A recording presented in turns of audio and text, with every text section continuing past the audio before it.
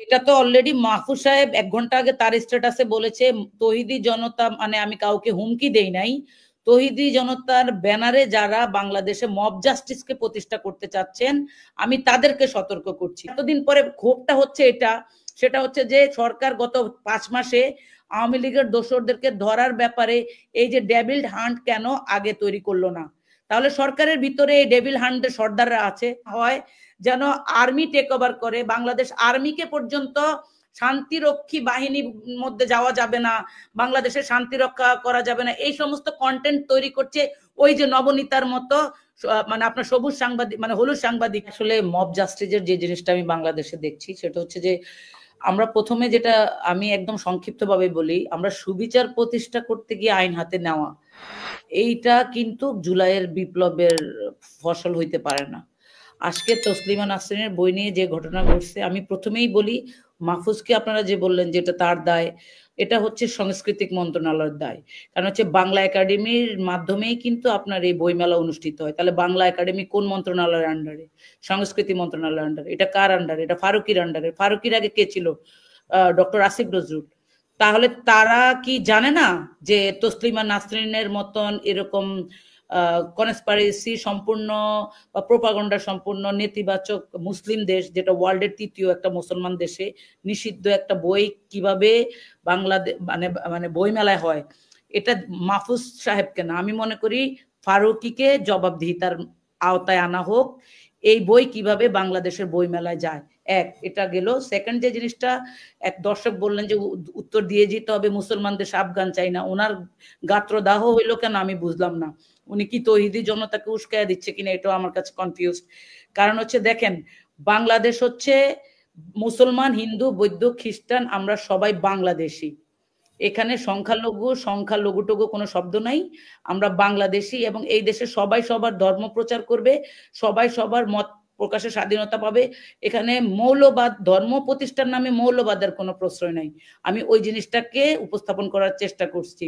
মেয়েদের ফুটবল খেলবে, সেখানে টুপি দাড়িওয়ালা বা জুব্বা পরা লোকজন গিয়ে তৌহিদি জনতা সেজে মব জাস্টিস প্রতিষ্ঠা করবে, ওটার পক্ষে তো আমি একজন মুক্তিযোদ্ধার সন্তান হিসেবে কখনো প্রশ্রয় দিব না বা এটা সমর্থন যদি করব। এটা রাষ্ট্রীয়ভাবে নিশ্চিত করা হোক, যদি রাষ্ট্র যদি এটাকে পছন্দ না করে, কিন্তু সেখানে কেন এটা তো অলরেডি মাহফুজ সাহেব 1 ঘন্টা আগে তার স্ট্যাটাসে বলেছে, তৌহিদি জনতা মানে আমি কাউকে হুমকি দেই নাই, তৌহিদি জনতার ব্যানারে যারা বাংলাদেশে মব জাস্টিসকে প্রতিষ্ঠা করতে চাচ্ছেন আমি তাদেরকে সতর্ক করছি। অবশ্যই আইন হাতে নেওয়ার কোনো সুযোগ নাই।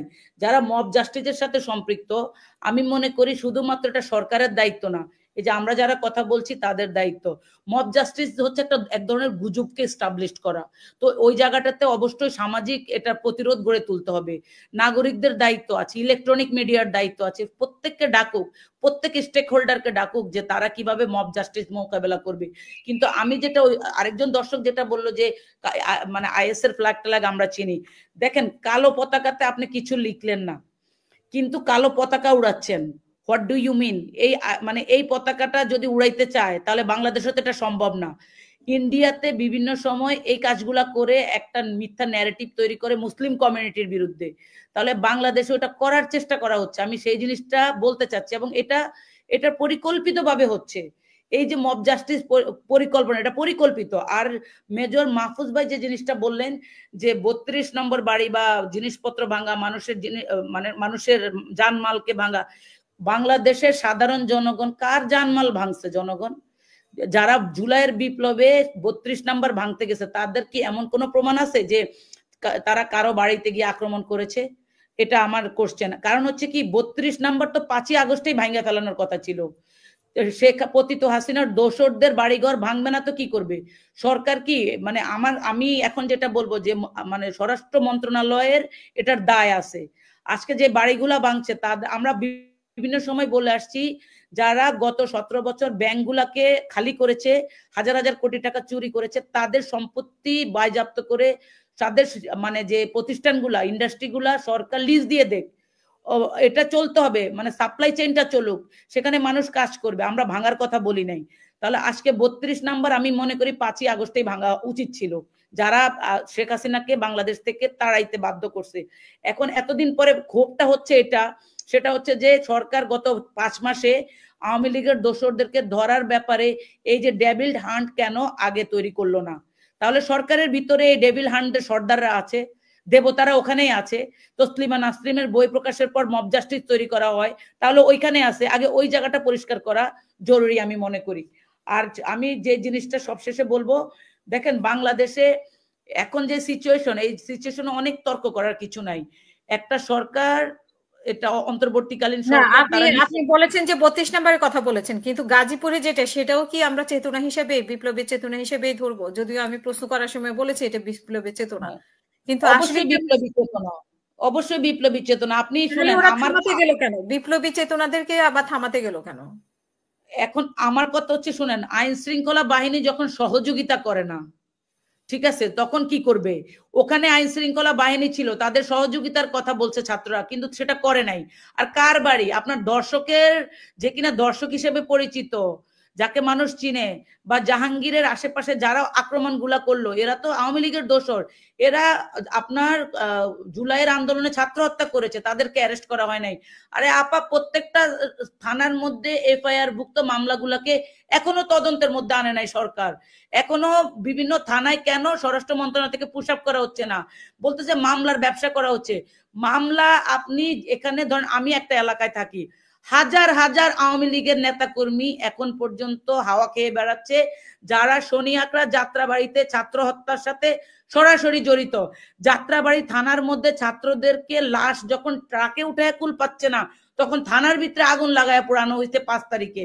গন্ধে পাশের বাড়ির লোক, মানে মানুষজন থাকতে পারে নাই। এটা বৈষম্য বিরোধী ছাত্র আন্দোলনে যে সমস্ত ছাত্ররা আমাদের এলাকার বিভিন্ন কলেজের ছাত্র প্রতিনিধিত্ব করেছে তারা বলেছে। তাহলে এই জিনিসগুলা কি সরকার, গোয়েন্দা সংস্থা, এরা কি করে? এদের কাজে, ওই যে আমি একটা কথা বললাম, দোষর সব জায়গায় আছে। পতিত হাসিনা বাংলাদেশে আপনার ওই যে পার্শ্ববর্তী দেশ থেকে ষড়যন্ত্র করছে, এবং আমাদের দেশে উপদেষ্টা মন্ডলীর মধ্যে আছে যারা আপনার বাংলা একাডেমির ব্যানারে তসলিমা নাসরিনের বই প্রকাশ করে। আপনারা সেই ফারুকিকে ধরেন, তাহলে সত্যটা পাবে, যে কিনা আপনার এলজিবি আপনার প্রমোট করতে চায়। ঠিক আছে, তো এই জিনিসগুলো আপনারা কেন বলেন না? কেন এই জিনিসগুলাকে আমরা স্কিপ করতেছি? সবশেষে আমি যেটা বলবো, আগামী নির্বাচনকে কেন্দ্র করে নির্বাচন যেন না হয়, যেন আর্মি টেক ওভার করে। বাংলাদেশ আর্মিকে পর্যন্ত শান্তিরক্ষী বাহিনীর মধ্যে যাওয়া যাবে না, বাংলাদেশের শান্তি রক্ষা করা যাবে না, এই সমস্ত কন্টেন্ট তৈরি করছে ওই যে নবনীতার মতো, মানে আপনার সবুজ সাংবাদিক, মানে হলুদ সাংবাদিকরা, যারা ডাইরেক্ট আপনার ভারতের রয়ের হয়ে কাজ করছে। তাহলে ওই সমস্ত কন্টেন্ট কি আপনারা অ্যানালাইসিস করে না? বাংলাদেশ আর্মি যদি 5 তারিখে সহযোগিতা না করতো, তাহলে কি 10,000 স্টুডেন্ট হত্যা হইতো না? সে আজকে কি বাংলাদেশে গণ অভ্যুত্থান হইতো, বা আমরা কি বিপ্লবটা পাইতাম? গ্র্যাটিটিউড দিতে হবে। তো আর্মির মধ্যে 10 লেয়ারে আওয়ামী লীগের দোসরদেরকে বসানো হয়েছে। যে সমস্ত জেনারেলরা আওয়ামী, মানে আপনার আর্মির হাবিলদার হওয়ার যোগ্যতা নাই, তাদেরকে আর্মির জেনারেল পর্যন্ত বানাইছে শেখ হাসিনা। আমাদের আর্মিদেরকে 2 বেলা ভাত খাওয়ায় তাদেরকে কাজ, তারা যেন অ্যাক্টিভ না থাকে, সেই ব্যবস্থা করেছে। আমাদের যুদ্ধ যন্ত্র নাই, আমাদের মিসাইল নাই, অস্ত্রের নামে বেলারুস থেকে যুদ্ধের, মানে দ্বিতীয় যুদ্ধে যেগুলো পচা ধসা অস্ত্র, এগুলা নিয়ে আসছে শেখ হাসিনা 4,000 কোটি টাকা খরচ করে। তো ওই আর্মির কাছ থেকে আর কি প্রত্যাশা করেন আপনারা? সবকিছুতে সংস্কার প্রয়োজন, আর্মিতে সংস্কার প্রয়োজন, মন্ত্রণালয়গুলোতে সংস্কার প্রয়োজন, আবার শেষ করি, এই সংস্কার পর্যায়ক্রমে থাকবে। যৌক্তিক সংস্কার যেগুলো দিলেই একটা নির্বাচন করা যাবে, একটা মানে নির্বাচিত সরকার যখন আসবে, তখন কিন্তু এই মব জাস্টিস আর তৈরি হবে না। এবং মাহফুজরা এখন বুঝতে পারছে, উপদেষ্টারা এখন আপনার ডেভিল হান্ট খুঁজতেছে, 5 মাস ধরে খোঁজে নাই। স্বরাষ্ট্র মন্ত্রণালয়কে আনেন প্রেসের সামনে, হি শুড, তার এই রেসপন্সিবিলিটি, হোয়াই বাংলাদেশে গত 5 মাসে আওয়ামী লীগের দোসরদেরকে ধরা হয় না। আরেকজন দর্শক বলল যে আমরা পুনর্বাসনের কাজ করছি, এটা একটা প্রোপাগন্ডা বিএনপির বিরুদ্ধে। বাংলাদেশ জাতীয়তাবাদী দল নিয়ন্ত্রণ করে বা নির্দেশনা দেয় জনাব তারেক রহমান। জুলাইয়ের বিপ্লবের প্রথম থেকে আজকে পর্যন্ত প্রত্যেকটা সময় তিনি বলে আসছে, যারা দলের নাম ব্যবহার করে, ব্যানার ব্যবহার করে দলের বিরুদ্ধে ষড়যন্ত্র করবে, দলের ভিতরে ষড়যন্ত্র করবে, আপনারা তাদেরকে প্রতিহত করুন, আইনের আওতায় তুলে দেন। তাহলে দল যেহেতু ক্ষমতা নাই, আইনের আওতায় আনবে কে? সরকারে যারা থাকে তারা। তাহলে তারা সে কাজটা করে না কেন? প্রশাসনে বিএনপি নাই, উপদেষ্টায় বিএনপি নাই, থানায় বিএনপি নাই, আপনি বিএনপি পুনর্বাসন করতেছে।